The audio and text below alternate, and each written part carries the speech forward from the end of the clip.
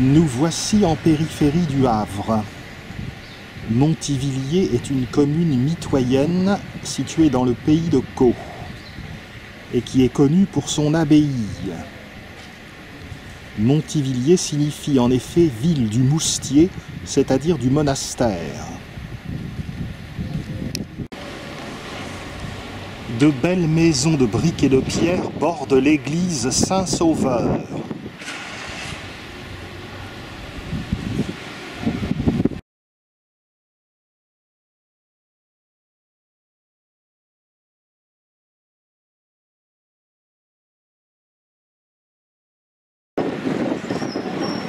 La mairie de Montivilliers qui est située juste à proximité de l'abbaye à fière allure.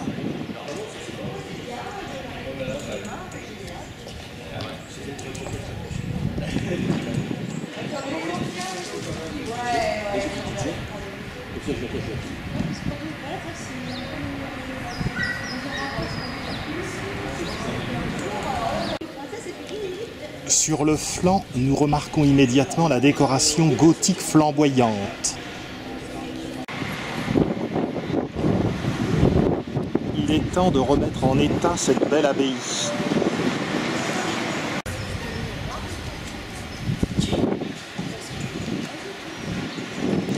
Clé de voûte.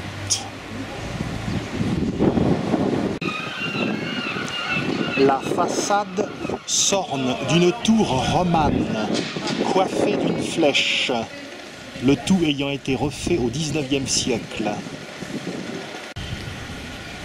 Allons visiter l'église Saint-Sauveur.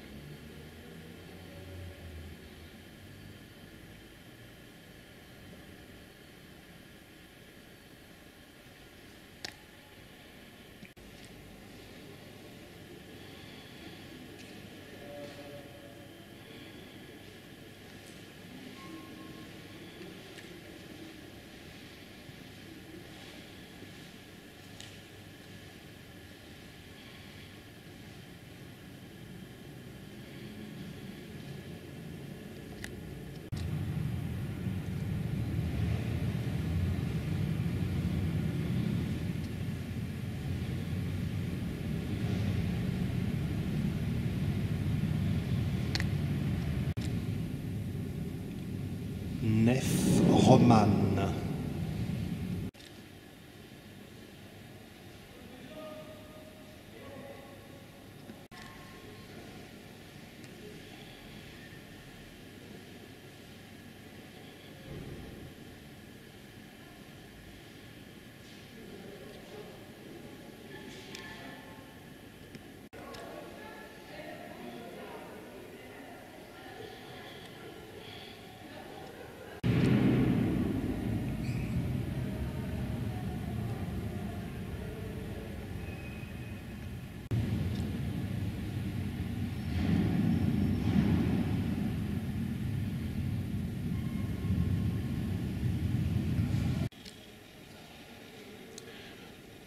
À la croisée du transept, jolie décoration sur la voûte.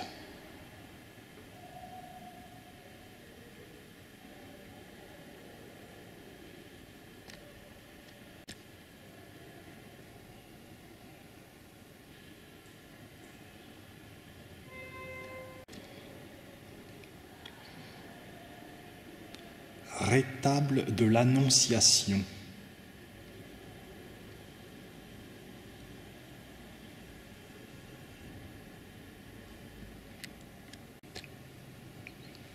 Le chœur.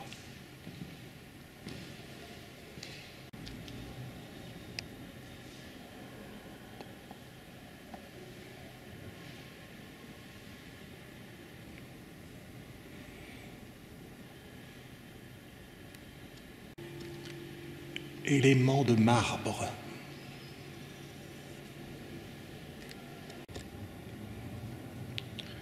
Chapelle de la Vierge.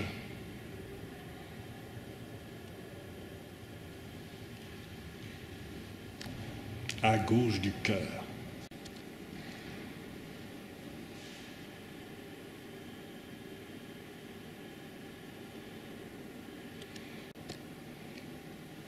Orgue du chœur. Les stalles.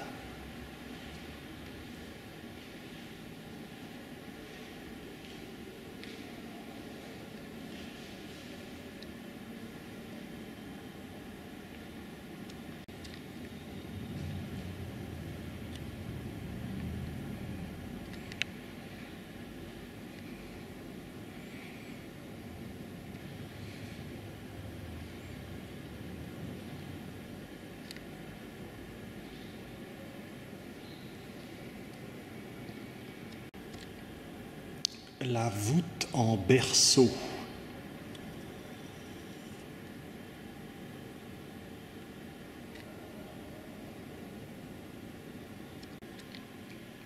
Kitsch.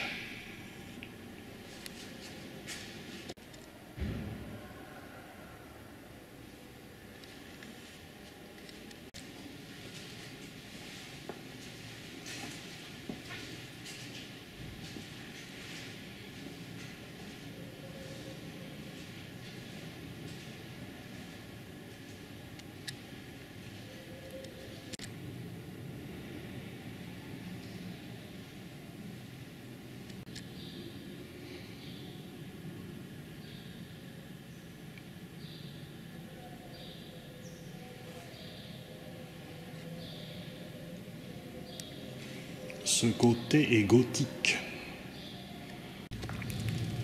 La chaire en chêne sculpté date du XVIIe siècle.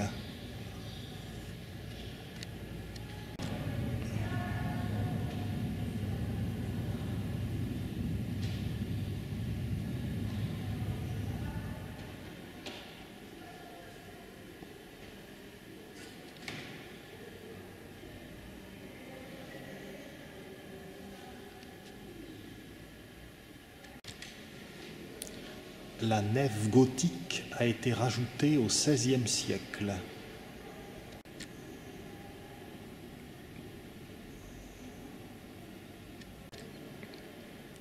La jolie tribune à 3 pans se trouve au revers du clocher. Nous voyons ici une photo de l'abbaye de Montivilliers.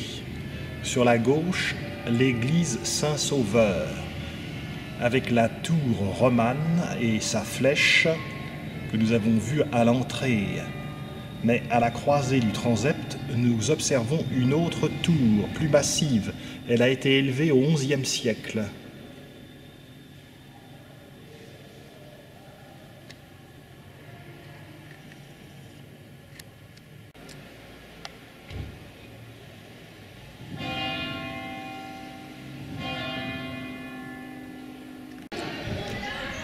Nous faisons le tour de l'édifice et nous voyons la tour dont je parlais tout à l'heure, tour du XIe.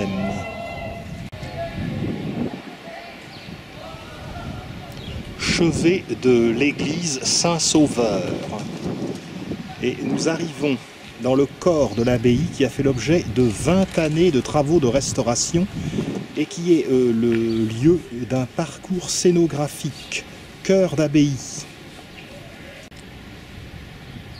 Vue sur la tour lanterne. Derrière l'abbaye, les locaux de l'ancienne infirmerie, avec des éléments Renaissance. Ils ont été intégrés à des bâtiments plus modernes qui ont servi de lycée jusqu'en 1969. On débouche sur une vaste esplanade. L'Office de tourisme de Montivilliers, qui se trouve à proximité, édite une brochure de randonnée pédestre dans Montivilliers. Nous aurons peut-être l'occasion de la faire.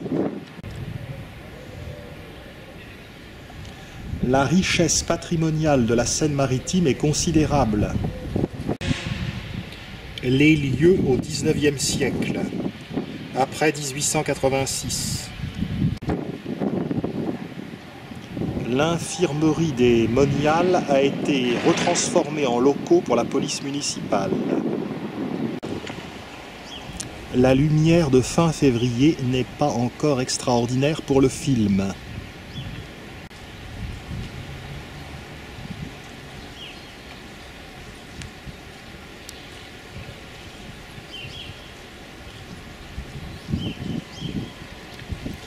Allons voir cette scénographie. En contrebas coule la Lézarde, dont les crues sont parfois redoutables.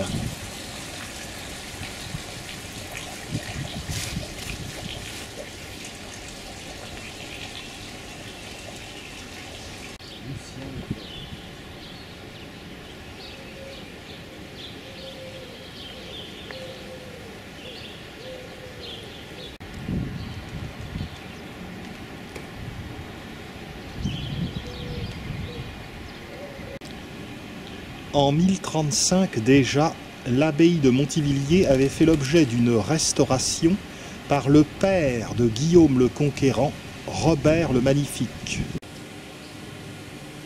Le décor est bien vieillot pour ce 21e siècle technologique.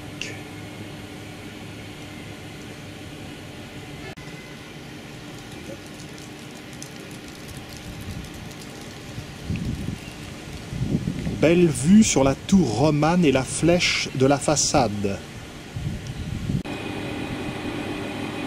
Ancienne entrée de l'abbaye de Montivilliers.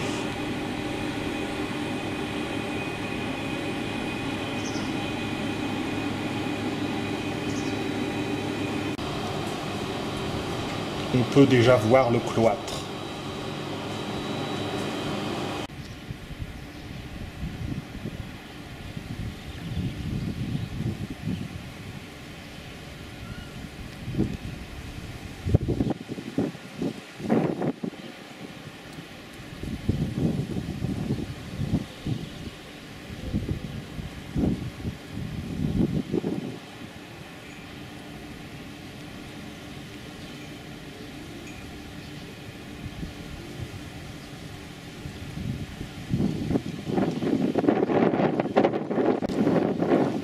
En 1035, le duc de Normandie, Robert le Magnifique, ne s'est pas contenté de restaurer l'abbaye, il a également donné aux moniales une exemption totale, c'est-à-dire qu'elles étaient complètement indépendantes de l'archevêque de Rouen. Saint Philibert n'a pas fondé seulement l'abbaye de Montivilliers, il a également fondé l'abbaye de Jumièges. C'était à l'époque des invasions des Vikings.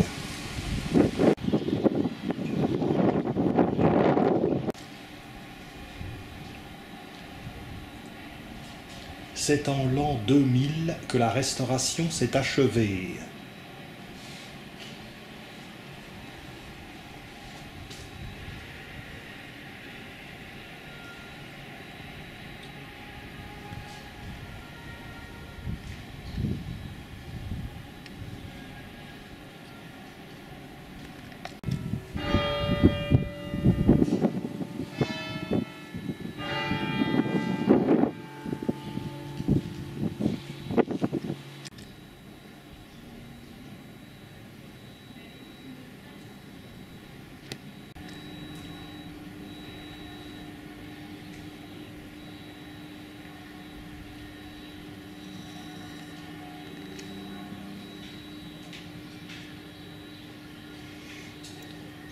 Le cloître est le cœur de l'abbaye.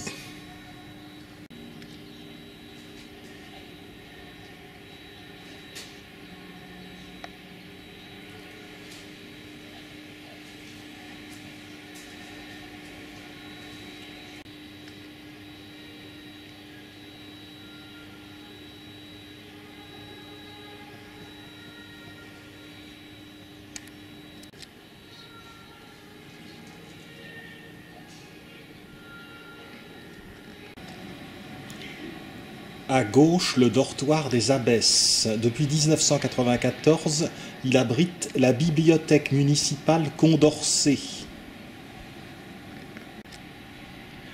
À droite, c'est la partie la plus ancienne de l'abbaye, la salle capitulaire du XIe siècle, le réfectoire du XIIIe, et à l'étage, il y avait aussi un dortoir.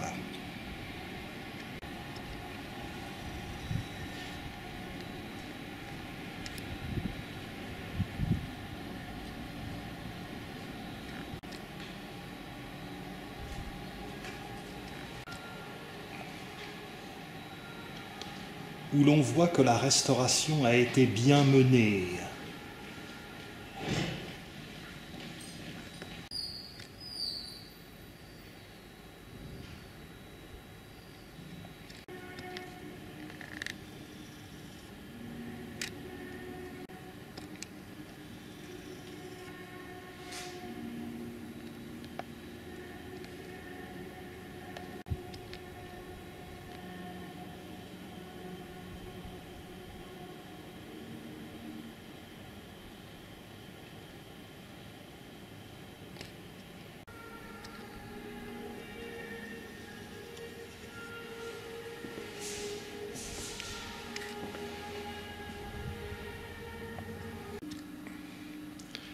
Très dépouillée, elle n'a évidemment pas la splendeur de celle de l'abbaye Saint-Martin de Bocherville.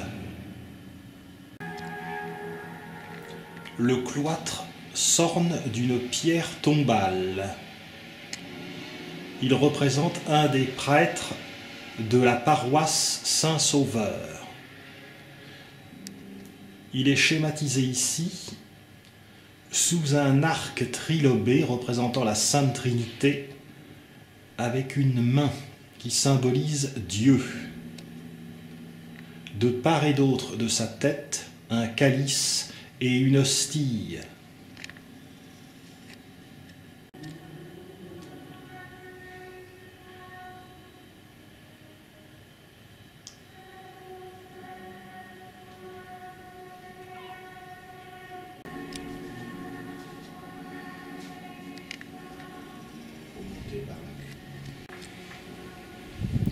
On monte à l'étage.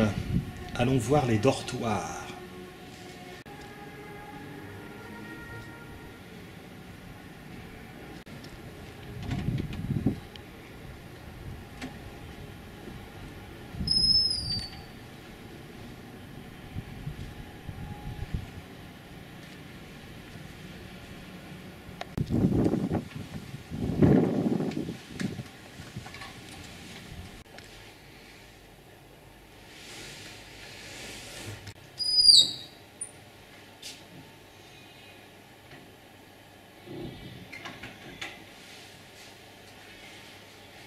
Excellente idée. Sacré Saint-Benoît. À gauche, on le reconnaît, il a une auréole. C'était un Gascon. C'est qu'on voyageait déjà à l'époque. Il a fréquenté la cour du roi d'Agobert. J'espère que lui non plus ne mettait pas sa culotte à l'envers. La première abbaye date de 684. Il en est fait mention jusqu'en 833. Les abbayes normandes furent ruinées par les raids des Vikings, jusqu'à ce qu'il y ait conclusion d'un accord entre les chefs scandinaves et le roi de France.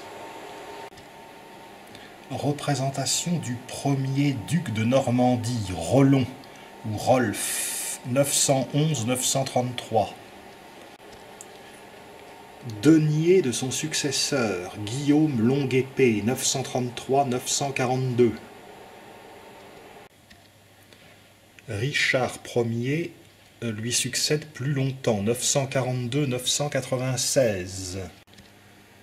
Richard II, au moment où les Capétiens accèdent au trône de France, franchit le XIe siècle, 996-1026. Voici enfin Robert le Magnifique qui mourra en 1035, au moment où il donnait l'ordre de restaurer l'abbaye de Montivilliers.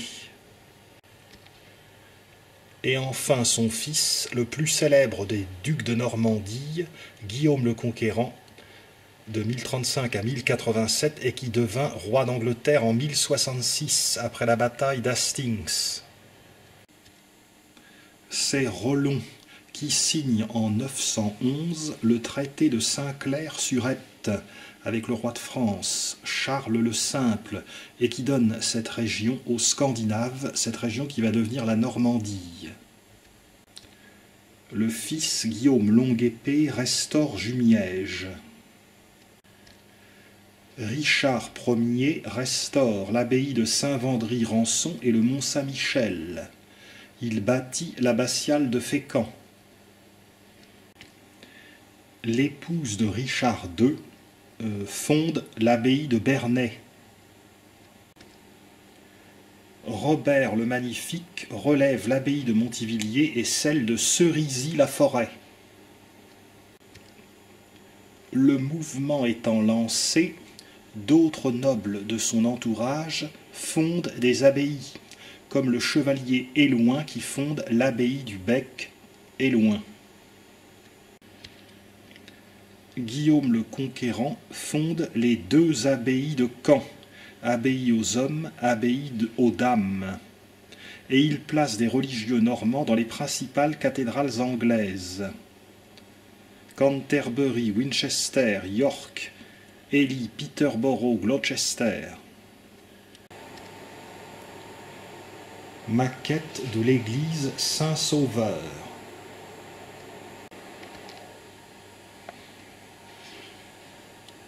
La tour romane de la façade, la flèche. La tour lanterne à la croisée du transept. La décoration flamboyante sur le flanc nord que nous avons vu tout à l'heure.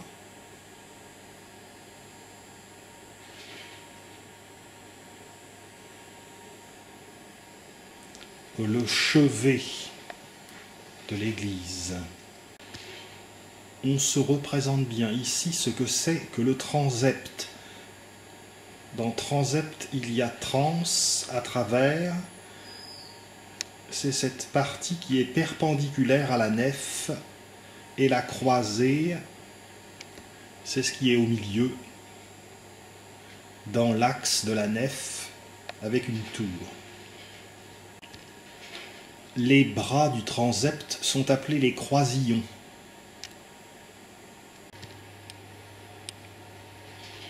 Les bâtisseurs de cathédrales. En voici un qui faisait le hamster.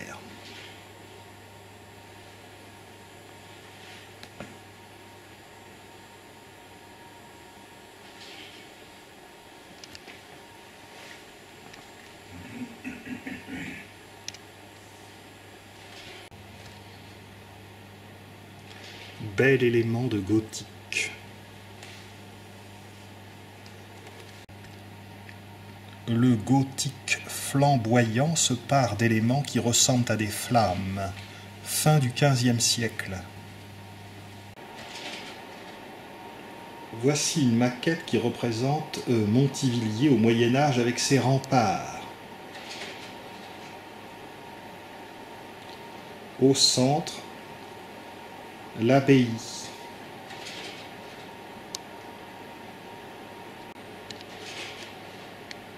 Ces murailles rappellent Avignon ou Aigues-Mortes.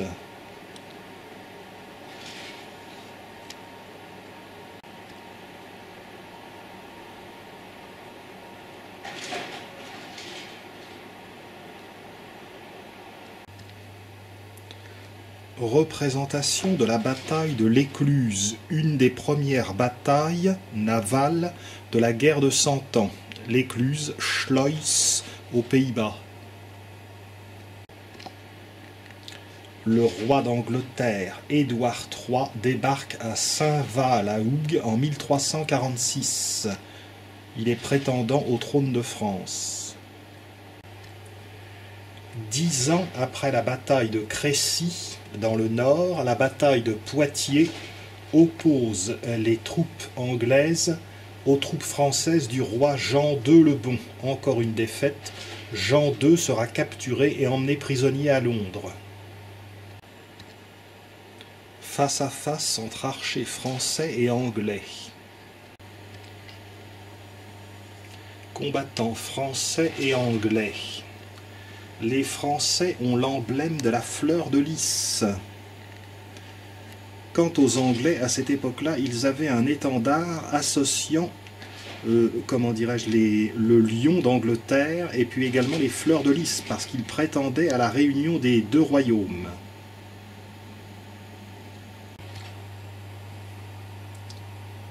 siège d'une ville. On savait s'amuser à cette époque.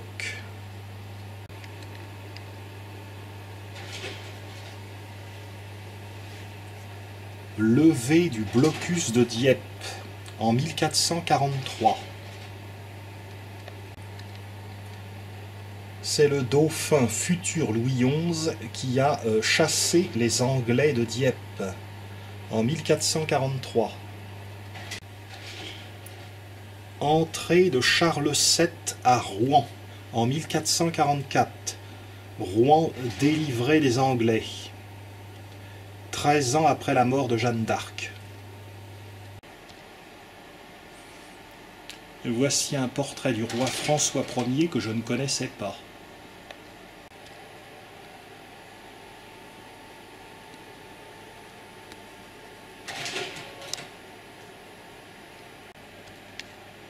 Une chaise prie-Dieu. Scène d'iconoclasme, ici aux Pays-Bas, mais ça s'est produit aussi en Normandie. Destruction d'images pieuses, de statues, par les protestants dans les temples catholiques. Le massacre de Vassy en Champagne est un épisode marquant des guerres de religion en France. Le duc de Guise a fait massacrer des protestants. Les catholiques s'organisent pour former la Ligue. Nous la voyons ici en procession à Paris en 1590. Les ligueurs refusaient que le roi de France, Henri IV, exerce son mandat. Voici une copie de l'édit de Nantes de 1598, par lequel le bon roi Henri IV donnait la liberté de culte à ses sujets. Édit de Nantes que le roi Louis XIV eut la sottise de révoquer, ce qui entraîna l'exode de nombreux protestants à l'étranger, où ils apportèrent leur savoir-faire.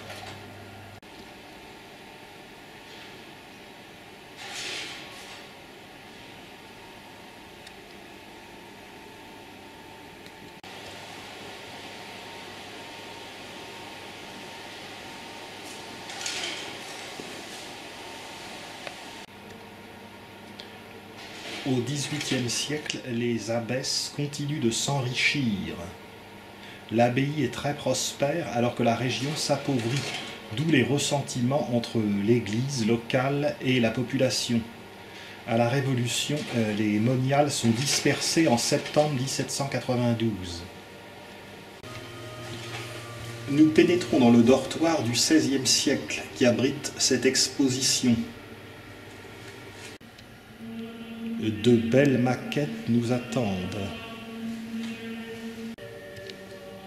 Les abbayes s'organisent autour d'un cloître. Symbole de l'autorité de l'abbé sur les religieux du monastère, la crosse à gauche et le tau à droite. Les abbayes normandes sont partout.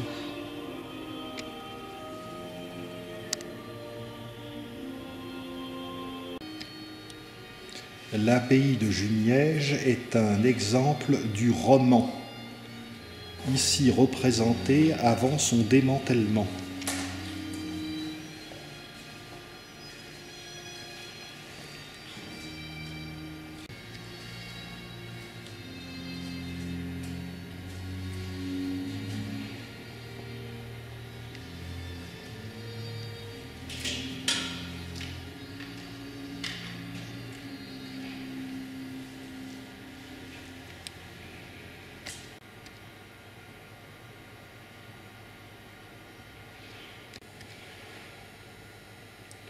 La Trinité de Fécamp est un exemple de gothique.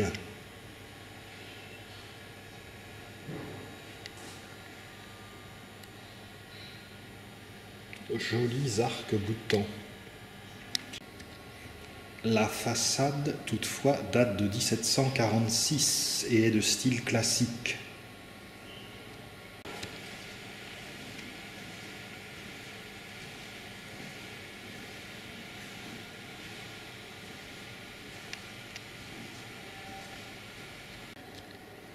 en style classique la maquette de Saint-Martin de Mondaire. Nous sommes ici en Basse-Normandie.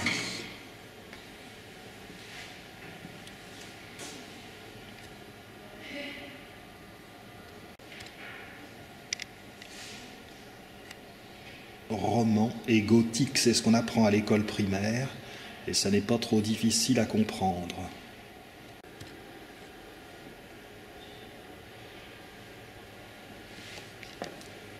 La structure intérieure de l'église.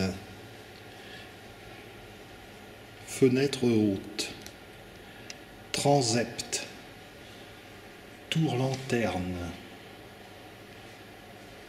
chœur échevé. En rouge, le narthex. En vert, la nef. En jaune, le transept. En bleu, le chœur. En orange, les chapelles.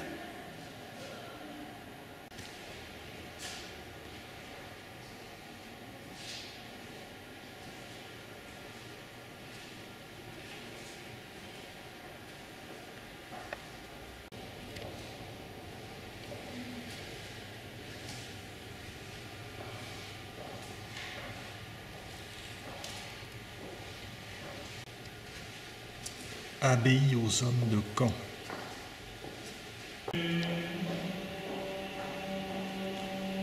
Un film sur les abbayes clôt la visite.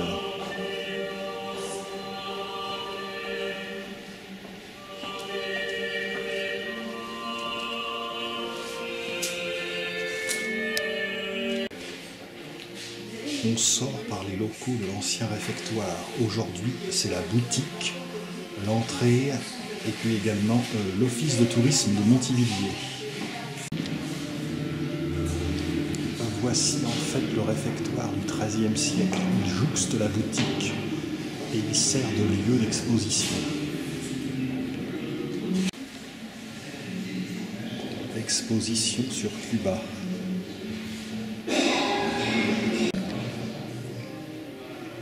Les ethnies du Vietnam.